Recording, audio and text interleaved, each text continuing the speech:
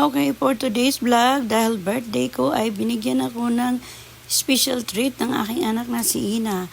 Kaya ngayon ay nandito tayo sa Okada. Alam niyo ba ang Okada, guys? Ay matatagpuan sa Parañaque City. At ito ay, ang may-ari nito ay isang Japanese billionaire.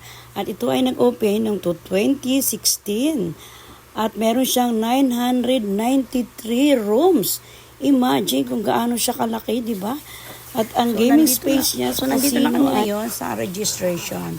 Kami muna ay mag-register dahil kailangan ng booking online. Kasi bawal ang walk-in dito, kaya naman kami ay nagpa-reserve kahapon. Then ito na nga, kailangan namin mag-fill up. Para maging member ka na ng Okada, ay kailangan mong mag-fill up muna ng ganito, guys. At pwede kayo mag-inquire sa kanilang page para malaman nyo kung magkano ang day tour. Free naman dito ang walk-in. Kaso nga lang, wala kang tour guide at hindi mo pwede pasukin yung mga rooms.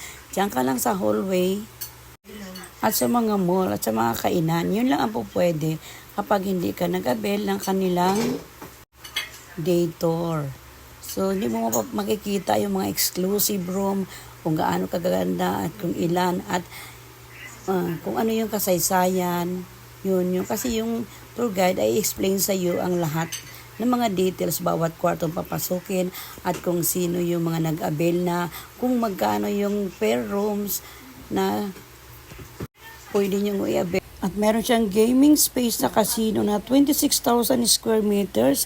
At siya din yung pinaka-largest luxury resort in the Philippines na mayroon siyang sukat na 30 hectares. So after nga na kami, so abangan nyo ang part 2, guys, para complete